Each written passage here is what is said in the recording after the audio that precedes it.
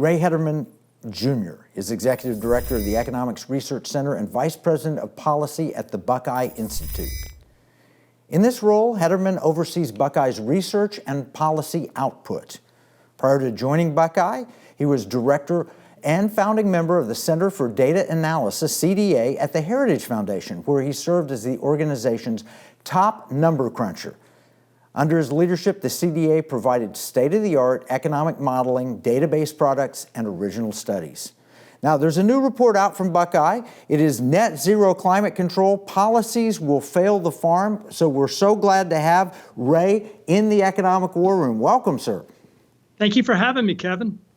You know, you've got a great report. It encapsulates a lot of things that we talk about here in the Economic War Room. Higher food prices, World Economic Forum control, you know, the whole eat less meat and more bugs, and then the farmers revolting in Europe. So it's a powerful study. I got a preview of this report at a recent conference. We want to take a bad, good, beautiful approach. So we talk about the problem. Then, just like your report, you talk about some solutions, and then we'd love to talk about the beautiful future that we can have together if we follow the good recommendations and restore liberty to America. So let's start with the problem. What caused Buckeye Institute to pick up this paper on net zero climate control and the farm? Well, you know, everybody pictures Ohio as a manufacturing state, but like many states, we have a robust agricultural sector. And we've looked at the policies that have come down from the Biden administration, and we realize this is going to impact a lot of our fellow Ohioans and fellow Americans in places you don't expect. And that's at the family dinner table. Quite simply, day one, his first day of office, President Biden rejoined the Paris Climate Accords, which forced his administration to start proposing a swath of new regulations that would hammer the agricultural sector by making every aspect of farming more expensive. And that's because farmers rely on cheap, affordable energy, natural gas, from everything from powering their tractors to making fertilizer. And when you make all farm costs more expensive, well, that means Americans are going to be paying more for food at their table. If they can get the food, because a lot of farmers, if you make it too expensive, they just go out of business. They don't want to continue. So I've got here a farm operating expenses under ESG. We talk about ESG all the time. It stands for environment, social, governance, but it really is a progressive grab bag of things, ideas that they've had that they want to force on the American people that the market wouldn't otherwise accept. Can you quantify, you're a data guy, quantify for us the difference in operating costs from what they are today to what they will be under ESG? Yeah, what the top line is the average farm, 750 acres of corn farm, will be paying about over a third more in operating cost each year because they're being forced to abide by these policies. That's $65,000 to farms. And the cost, increased costs come from the fact that fertilizer is going to be costing about 29% more. Because a lot of that will be banned from the fact that natural gas can no longer be used to produce fertilizer. We know, for example, that, farmers have to use propane, to dry out grain crops so they can get to the table. So the farming industry, not everybody can farm. It's a very technical, it's very complicated. And unfortunately, a lot of the methods that modern farmers use to produce the crops that we enjoy are going to be either more expensive, if not outright banned, under a lot of these regulations that are going to happen under ESG and net zero policies. I've seen the studies. Free market capitalism brought down poverty to the lowest level it's ever been in history. Well, it uses energy to accomplish that. And essentially, these ESG policies are eliminating energy. So you can't make fertilizer out of solar cells. So I look here, you've got a chart, it says the operating costs, and you mentioned it, $192,000 are the current cost for the average farm versus $257,000. That could put some farmers out of business.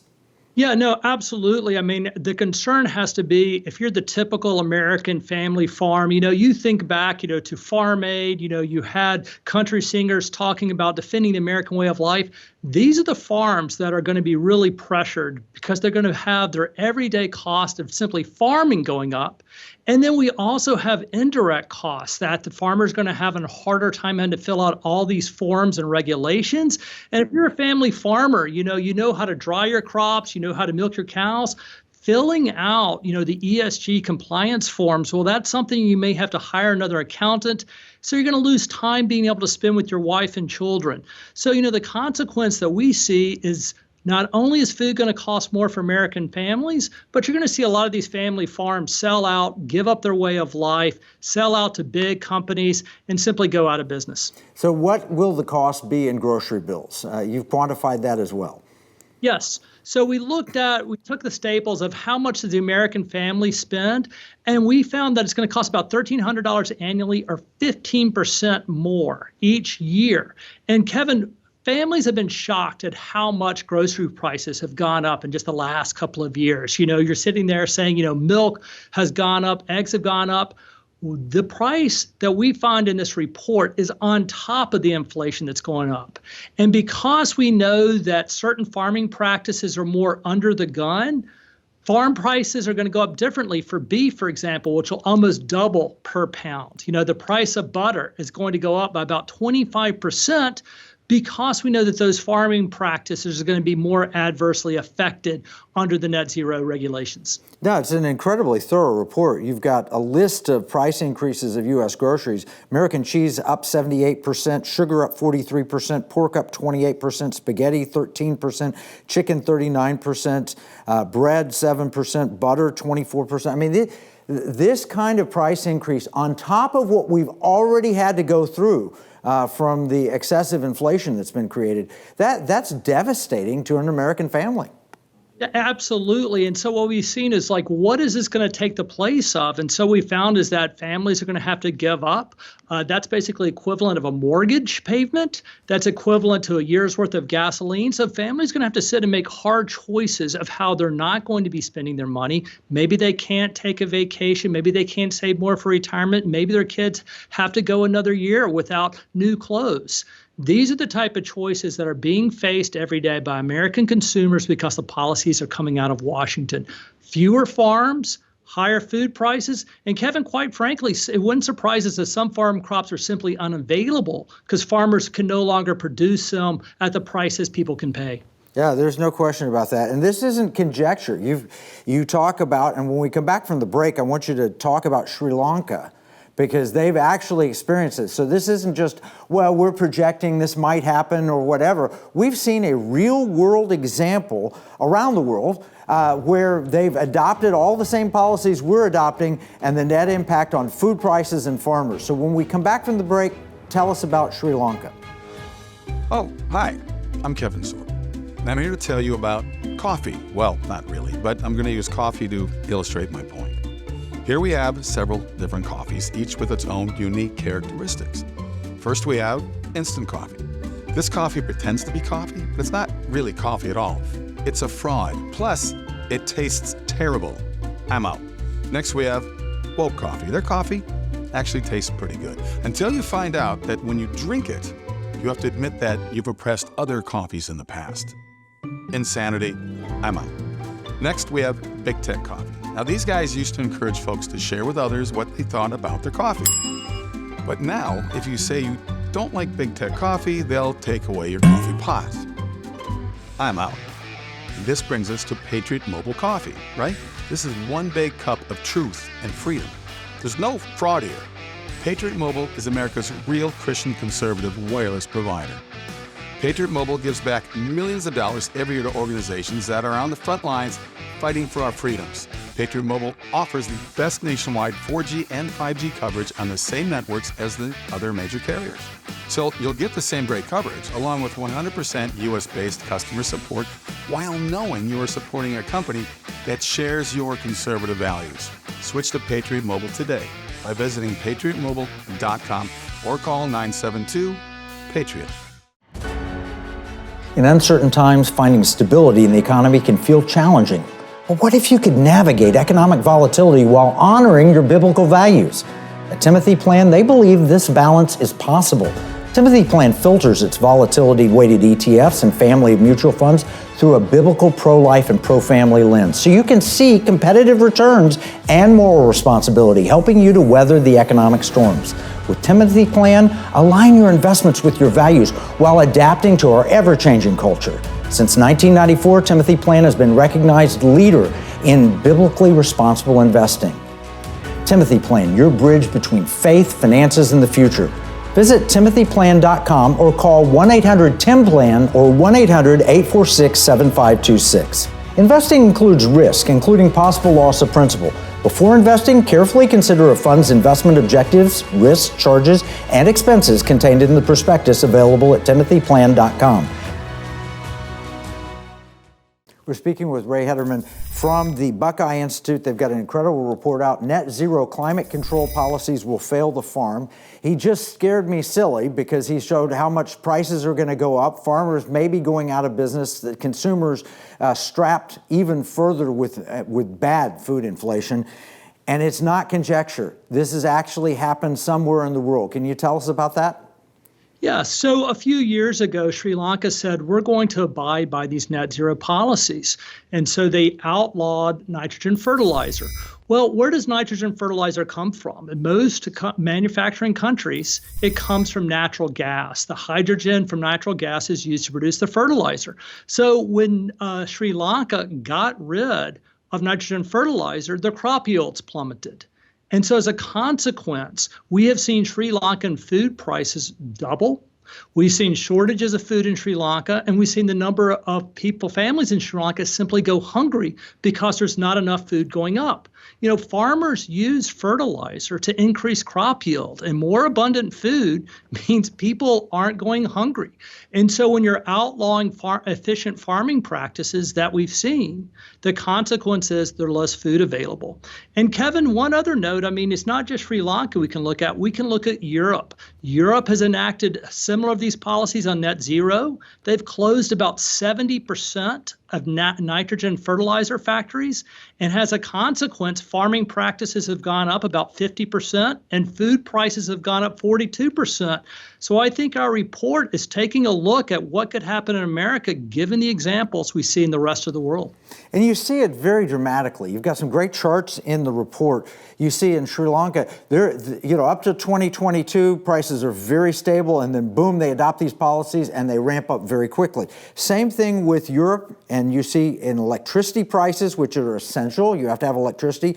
The carbon price of the input and output prices. So when they put the inputs and the outputs, both of them going in tandem, I mean, they're highly correlated. There's no question that this is the cause of this.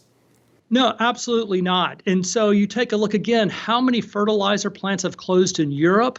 And that's one of the reasons farmers in Europe are so upset, because the prices have gotten so high. They don't have access to the fertilizer. They can't produce the crops they need to sustain a living. The other thing that we're seeing in Europe right now, quite frankly, is eminent domain, where government's saying to make sure that we're hitting our target emissions under net zero in the Paris Climate Accords, which the Biden administration had the United States rejoin. You have governments in Europe saying, we're going to take over family farms. We're going to euthanize dairy herds to reduce methane emissions. And these are the type of policies it takes to make the Green New Deal agenda that we're seeing promulgated in D.C. today. Yeah, my father's aunt and uncle had a dairy farm in Oklahoma, and I couldn't imagine the government coming in and we're going to kill a bunch of your cows. We're just going to wipe them out. It would have destroyed their ability to farm. It would have, all the economics would have changed dramatically. It would have reduced this supply of milk, but that's, the cynic in me says that's actually some of the purpose, so that they can drive everybody to big food and no local farming. Well, that's absolutely, a point that we make in this paper, right? The fact is that the Netherlands has said we're going to spend $1 billion taking over farms, dairy farms. We have stories coming out of Ireland that they were going to euthanize, kill over 1 million cows to hit that. And we've seen a lot of outcry. I mean, you think about Ireland, known for beer and Kerrygold butter and Irish cheese, and all of a sudden they're saying, well, we're going to get rid of one of our main staples of agriculture. That just shows a lot of really the type of sacrifices people must make to hit these mandated targets coming from government.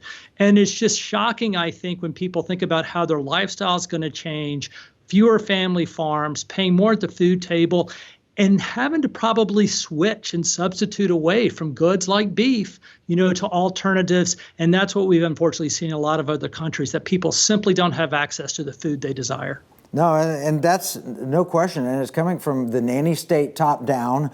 The idea that I know better than you. I mean, this is the same government that told us salt was bad, then salt was good, then coffee was bad, then coffee was good. Hey, let the free market make the choices. That's what reduced poverty. But this top-down mandated government control is going to create poverty, and it's going to destroy our diets. And so I love the report that you go in and quantify, for example, the carbon price of fertilizer and grain drying. To explain how that impacts what we eat.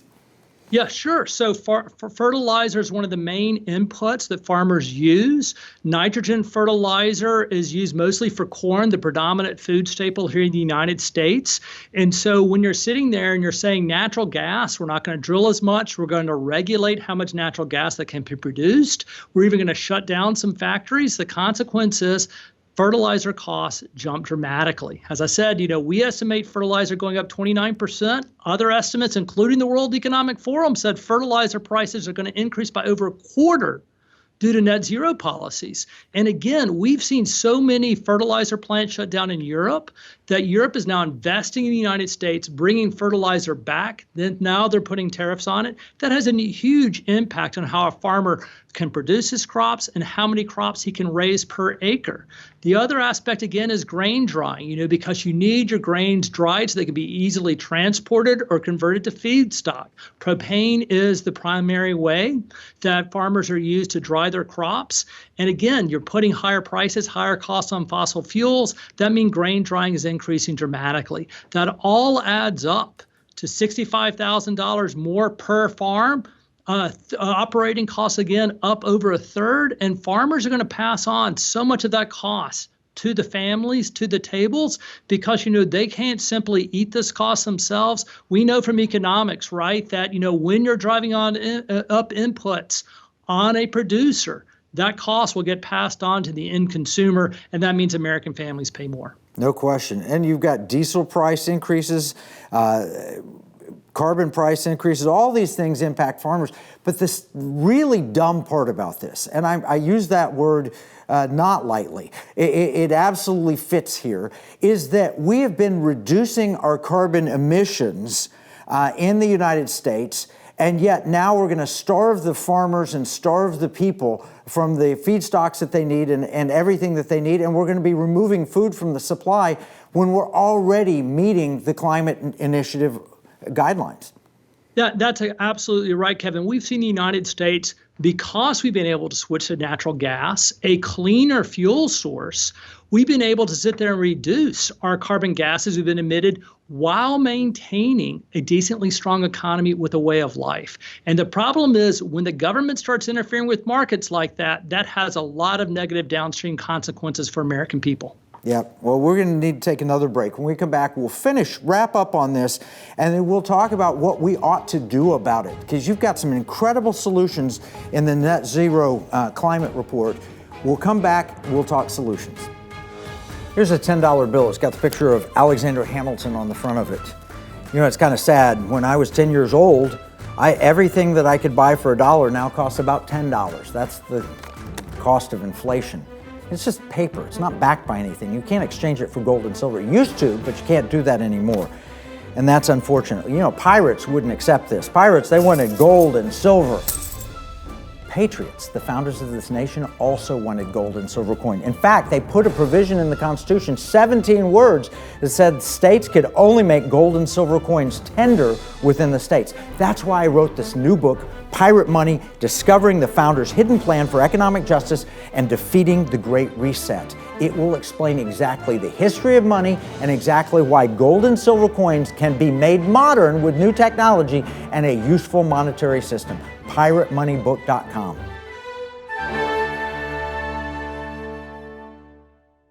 We've been talking with Ray from the Buckeye Institute about the fact that farmers' costs will go up 32%. They've got all the data. They support it in their new paper that's out.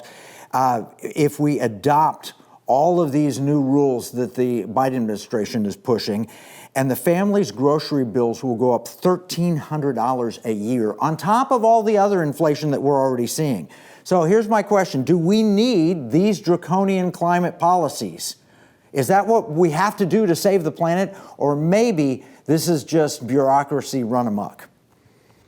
No, I think it's bureaucracy run amok, because if you take a look at our emissions, they are going down while the economy is growing. And so our current solution is working. We're seeing people voluntarily making choices that they want to do to protect the environment.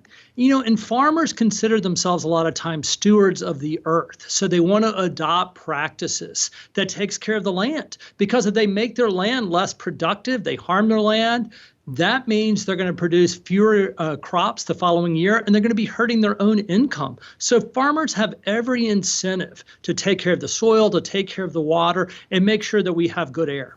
Yeah, and there's no question. And I think that the climate science is not settled, despite what we've been told, and there's a lot of flaws in the data. For example, the heat island effect and so many other things. Are we warming? Are we not warming?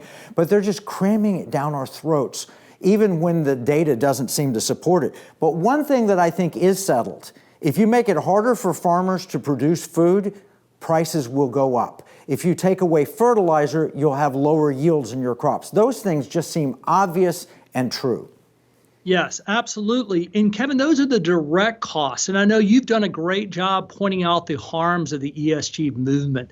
And I think one of the things we talk about in the report is how ESG is impacting the way farmers can get access to bank loans, get access to credit. That's kind of the indirect approach, because now farmers are having to report what their emission standards are, right? And so when farmers are getting a bad ESG score under some of these rules, that means they're not going to be able to replace farm equipment. That means they're not going to have access to seeds. That's one of the reasons you'll see in the report beef prices cost more than other types of grain crops, because these lower ESG scores are going to impact the farmer's ability to do their job, to be able to harvest, to be able to take care of their animals. And that, I think, is a pernicious innovation we've seen coming out of government that's been affecting everything from retirement portfolios to investment decisions by state politicians. And now we're seeing it's going to impact how we score farmers and how they're doing. You could actually describe this as an economic war by government and world governments on the farmer and farms. Absolutely. I mean, American agriculture is still an important part of the American economy. We export hundreds of billions of dollars of farm goods around the world. And I think, higher prices here in the United States is alarming, but just as alarming is what I think is going to happen to countries that don't have as strong as a rich agricultural sector. Are we going to see more countries like Sri Lanka that are going to struggle to feed their family because they're not going to be able to have the food, much less be able to pay for it? Yeah, and the irony of all this is that will be worse for the environment. People we need to have more children, we need to burn coal, we need to do all sorts of things to respond. So the environmental effect is likely to be negative at the same time that we hurt people. So there are 7 different recommendations that I pulled. One of them is withdraw from the Paris Climate Accords. I think that's pretty obvious. 2, revoke as much of the IRA's net zero funding and tax credits as possible. Explain that one. Sure. When the Biden administration passed, their so-called a poorly named Inflation Reduction Act, they knew that this was going to have a big impact on farmers. So they threw $43 billion of subsidies into the Department of Agriculture to try to entice farmers, to be able to adopt these policies. I think a lot about, Ronald Reagan, when government sees that great quote, when government sees something, taxes, if it doesn't work, regulate it. And then if you kill it, then subsidize it. That's a lot of what's going on right now is you're jacking up prices on agriculture. So you're trying to throw government subsidies. We know the end result is higher inflation, again, higher prices on American families, higher taxes to pay for it. We should get rid of those subsidies. subsidies. We don't need to move forward in that direction. Let the market work, save taxpayers money, and have the federal government stop spending. Yeah, no, and what you're talking about is if we don't do that, we'll have socialized farms, big corporations, and the government owning everything. Okay, number 3, this is obvious. Congress must build bipartisan anti-ESG coalition. I believe in that. Then you said number 4, proactive and targeted ESG bans. We're totally in agreement with that. Number 5, pass laws preventing ideological ESG investment and lending. We've talked about that a little bit. Number 6, corporate and shareholder response to ESG metrics. Explain this one. Yeah, so what we're looking at right now is that there's a great quote that came out that basically said cows are the new coal from an ESG fund manager, right? And so basically saying we're going to look and evaluate cows and score them as being poorly as we did coal a few years ago. So there's a lot of concern, I think, at the lens that a lot of these companies are looking at where they're tipping the scale against certain types of farming prices and really endangering what I think is a staple of the American economy and the food that we eat. Number 7, promote good, affordable farming practices at the local level. Describe that one. Yeah, well, farmers right now are always willing to be innovative in the crops that they grow. And so we want to make sure is that there's incentives in place that farmers know, for example, if they want to go to no-till, for example, a slightly more organic, less impact on their land, they know how to do that. Education is a better policy than government mandates. And we believe that farms are kind of the heartland of communities. And so farming practices that work best in Ohio may not work as well in Southwest Texas. And so we need to make sure that standards are adopted state by state, community, instead of this national one-size-fits-all where everybody is simply not an Iowa or Nebraska corn farm. Yeah, if you show good practices and it will lower the cost of farming, increase the yield, it will lower prices to consumers.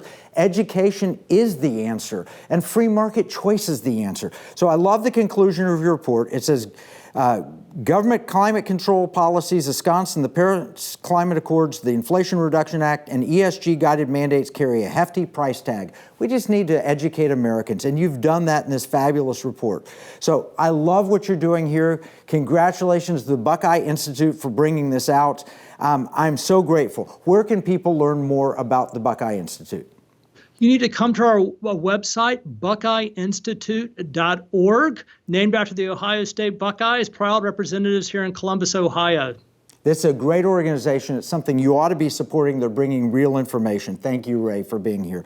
We're going to summarize all this in our free economic battle plan. You can get your copy at economicwarroom.com.